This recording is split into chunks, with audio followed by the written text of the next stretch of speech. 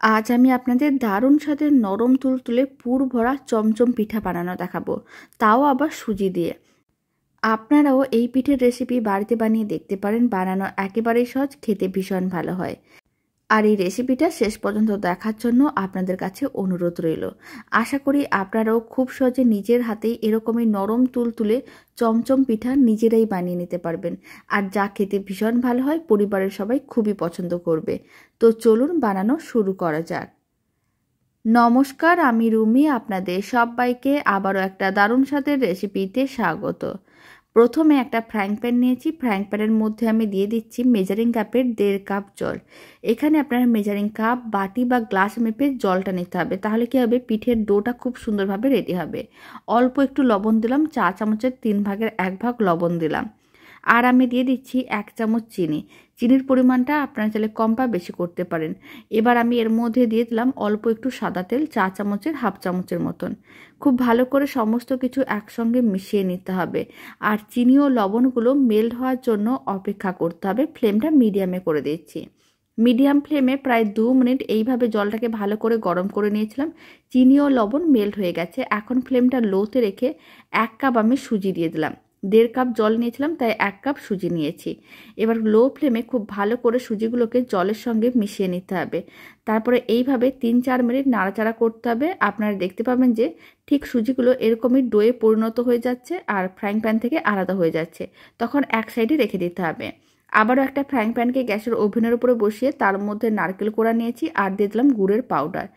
এখানে আমি একটা বড় সাইজের নারকেল কোড়া নিয়েছিলাম আর দিয়েছিলাম 100 গ্রামের মতন গুড়ের পাউডার, অল্প একটু এলাচ গুঁড়ো। গুড়ের পাউডার যখন খুব ভালো করে মেশানো হয়ে যাবে তখন এলাচ গুঁড়ো দিতে হবে, আর অল্প একটু আদা নিয়ে এরকমই গ্রেটারের সাহায্যে গ্রেট করে দিতে হবে। এতে ফ্লেভারটা খুবই ভালো আসবে। তারপর সমস্ত কিছু ভালো করে মিশিয়ে ফ্লেমটা মিডিয়াম টু হাইতে রেখে মিশ্রণটাকে একটু নাড়াচাড়া করে শুকনো করতে হবে। 4-5 মিনিট এইভাবে নাড়াচাড়া করে নিয়েছিলাম। মিশ্রণটা বেশ শুকনো শুকনো হয়ে গেছে। নারকেলের পুর রেডি করা হয়ে গেছে, এক সাইডে রেখে দিচ্ছি। আর এদিকে যে সুজির মিশ্রণটা রেডি করে নিয়েছিলাম, সেই সুজির মিশ্রণটা একটু ঠান্ডা হয়ে গেছে, হাত দেওয়া যাচ্ছে এরকমই গরম আছে। এখন ভালো করে মেখে একটা ডো রেডি করতে হবে। ডোটা ঠিক এরকমই রেডি করতে হবে, একটু নরম করে, তাহলেই কিন্তু পিঠেগুলো খুব সুন্দরভাবে রেডি হবে।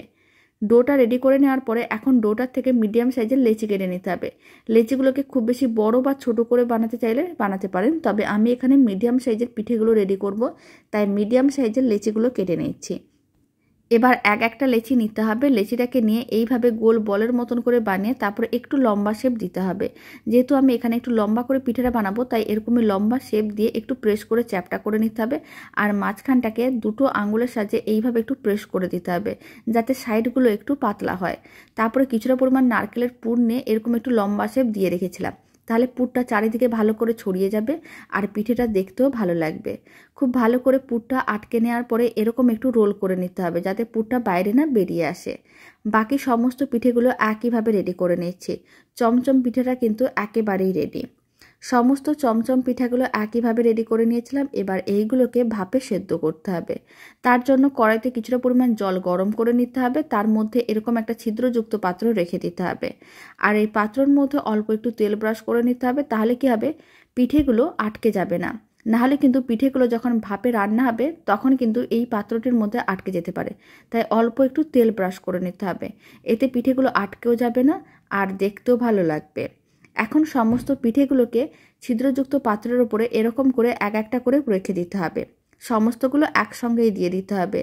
এতে কিন্তু পিঠেগুলো অনেক কম সময়ের মধ্যে রান্না হয়ে যায় আর একসঙ্গে অনেকগুলো পিঠে রেডি করা যায়। সমস্ত পিঠেগুলো দেওয়ার পরে ঢাকনাটা বন্ধ করে এইভাবে 7 মিনিট রেখে দিতে হবে। আর ফ্লেমটা মিডিয়ামেই রাখতে হবে। মিডিয়াম ফ্লেমে 7 মিনিট রান্না করে তারপরে দেখাচ্ছি। 7 মিনিট হয়ে গেছে। এখন আমি ঢাকনাটা খুলে নিচ্ছি। চমচম পিঠা একেবারেই রেডি। এবার আমি চমচম পিঠাগুলোকে একটা প্লেটের মধ্যে সার্ভ করে নিচ্ছি। দারুণ স্বাদের নরম তুলতুলে পুর ভরা চমচম পিঠার রেসিপি শেষ পর্যন্ত দেখার জন্য অসংখ্য ধন্যবাদ। বাড়িতে বানালে কমেন্ট বক্সে জানাতে একেবারেই ভুলবেন না খেয়ে আপনাদের কেমন লাগলো। আর রেসিপিটা ভালো লেগে থাকলে আপনারা যদি ফেসবুক থেকে রেসিপিটা দেখছেন, পেজটিকে ফলো করে নেওয়ার অনুরোধ রইল। ইউটিউব থেকে দেখলে চ্যানেলটি সাবস্ক্রাইব করে নেওয়ার অনুরোধ রইল। তো চলুন, ভিডিওটা আমি এখানে শেষ করছি। আপনারা সবাই ভালো থাকবেন, সুস্থ থাকবেন। আপনাদের সঙ্গে আবার নতুন রেসিপি নিয়ে দেখা হচ্ছে।